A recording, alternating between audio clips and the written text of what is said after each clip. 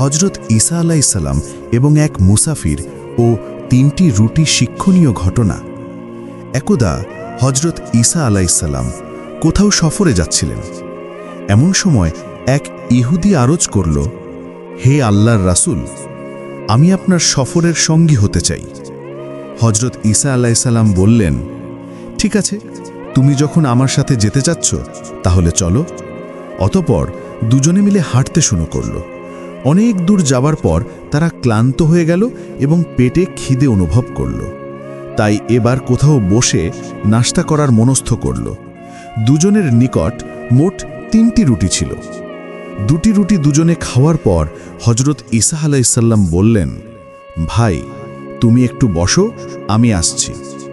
এই কথা বলে তিনি চলে গেলেন। এদিকে ইহুদির মনে লোভের তীব্র বাসনা জেগে উঠল। সে ভাবল, যদি আমি 3য় এই রুটিটি লুকিয়ে রাখি তাহলে অন্য সময় একা খেয়ে নিতে পারব। তাই সে উহাকে তার ব্যাগের মধ্যে লুকিয়ে রাখল। একটু পরে হজরত ঈসা আলাইহিসসালাম ফিরে এসে প্লেটে রুটি না দেখে জিজ্ঞাসা করলেন, ভাই, 3য় রুটি কোথায়? সে অকপটে জবাব দিল, আমি জানি না। হজরত ঈসা আলাইহিসসালাম কথা না বাড়িয়ে বললেন, ঠিক আছে, চলো আমরা সামনে অগ্রসর হই। তারা পুনরায় হাঁটতে লাগল। কিছু দূর যাওয়ার পর হজরত ঈসা আলাইহিসসালাম 3টি হরিণ দেখতে পেলেন। তিনি হাত দিয়ে ইশারা করে একটি হরিণকে ডাকলেন। সাথে সাথে উহা তার সামনে এসে উপস্থিত হল। অতঃপর তিনি উহাকে জবাই করে নির্দেশ দেওয়া মাত্র মুহূর্তের মধ্যেই উহার গোশত ভুনা হয়ে গেল। এবার তারা অত্যন্ত পরিতৃপ্তির সাথে উহা ভক্ষণ করলেন। খাওয়া শেষে হজরত ঈসা আলাইহিসসালাম হরিণটিকে উদ্দেশ্য করে বললেন, আল্লাহর হুকুমে আবার জিন্দা হয়ে যাও। তৎক্ষণাৎ উহা জিন্দা হয়ে বনের দিকে চলে গেল। এদিকে ইহুদি বেচারা অত্যন্ত আশ্চর্যের সাথে তার সামনে সংঘটিত বিস্ময়কর এই ঘটনা প্রত্যক্ষ করছিল। এবার হজরত ঈসা আলাইহিসসালাম তাকে লক্ষ্য করে বললেন, যে আল্লাহ আমাকে এরূপ অলৌকিক কাজ দেখানোর ক্ষমতা দান করেছেন, তার কসম দিয়ে জিজ্ঞাসা করছি, সত্য করে বল, 3য় রুটি কোথায়? ইহুদি এবারও বলল, আমি কিছুই জানি না। হজরত ঈসা আলাইহিসসালাম বললেন, ঠিক আছে, সামনে চলো। কিছু দূর সামনে যাওয়ার পর তাদের সামনে একটি নদী পড়ল।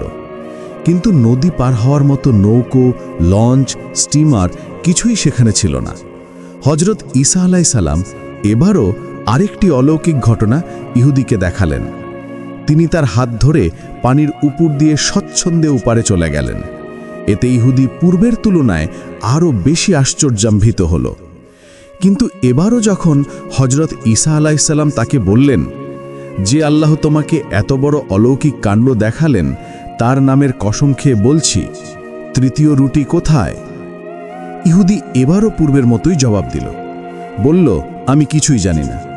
হজরত ঈসা আলাইহিসসালাম বললেন, ঠিক আছে, সামনে অগ্রসর হও। কিছু দূর সামনে যাওয়ার পর তিনি কতকগুলো বালি একত্রিত করে সেগুলোকে লক্ষ্য করে বললেন, স্বর্ণে পরিণত হয়ে যাও। সাথে সাথে বালিগুলো সোনায় পরিণত হয়ে গেল। অতঃপর তিনি এগুলোকে 3 ভাগে ভাগ করে বললেন, 1 ভাগ তোমার, 1 ভাগ আমার, আর 3য় ভাগ ওই ব্যক্তি যার নিকট 3য় রুটি রয়েছে। এবার ইহুদি স্বর্ণের লোভে সত্য কথা বলে দিল, বলল, 3য় রুটি আমার কাছেই আছে। হজরত ঈসা আলাইহিসসালাম তাকে বললেন, সত্য কথাই যখন বললে, তবে নাও, এই সকল সোনা তোমারই। এ কথা বলে তিনি সবগুলো সোনা তার হাতে সোপর্দ করে অন্যদিকে চলে গেলেন। ঘটনাক্রমে সে পথে 2 ডাকাত কোথাও যাচ্ছিল। তারা স্বর্ণ নিয়ে এক ব্যক্তিকে দাঁড়িয়ে থাকতে দেখে অত্যন্ত আনন্দিত হল। ভাবল, আজকে আর কষ্ট করে দূরে যেতে হলো না, এখানেই শিকার পাওয়া গেল।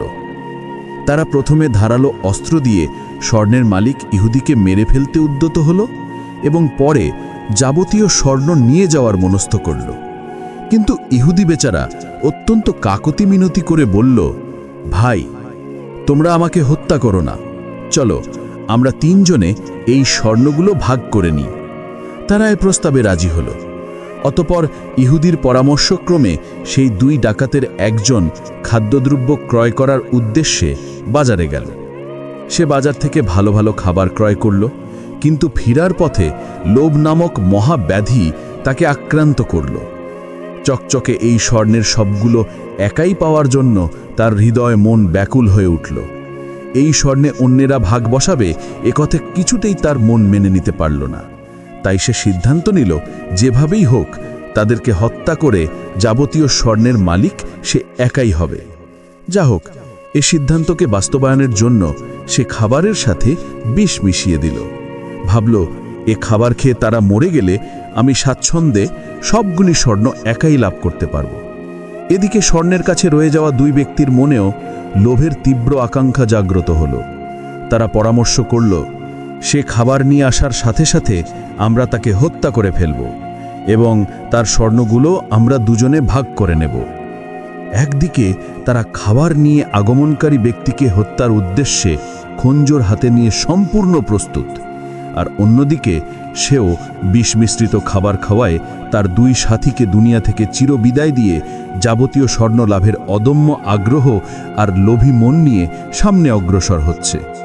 যা হোক, লোকটি যখন খাবার নিয়ে তাদের নিকট উপস্থিত হল, তখন পূর্বের সিদ্ধান্ত অনুযায়ী দুজন একসাথে হামলা করে তাকে হত্যা করে ফেলল। এবার তাদের খুশি দেখে কে? কারণ এখন তো যাবতীয় স্বর্ণ তাদের ভাগ্যেই জুটবে।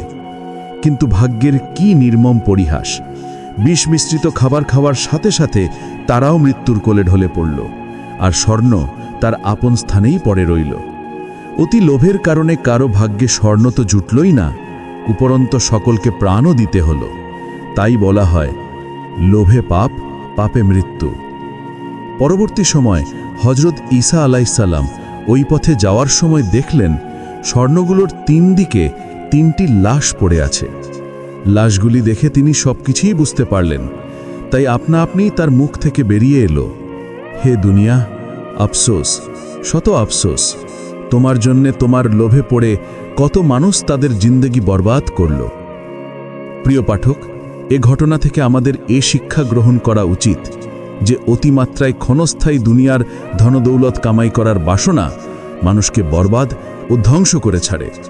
তাই আল্লাহ আমাদের যা কিছু দিয়েছেন তার ওপর সন্তুষ্ট থেকে মৃত্যুর পরবর্তী জীবনের জন্য সকলকেই তৈরি হয়ে নেওয়া উচিত।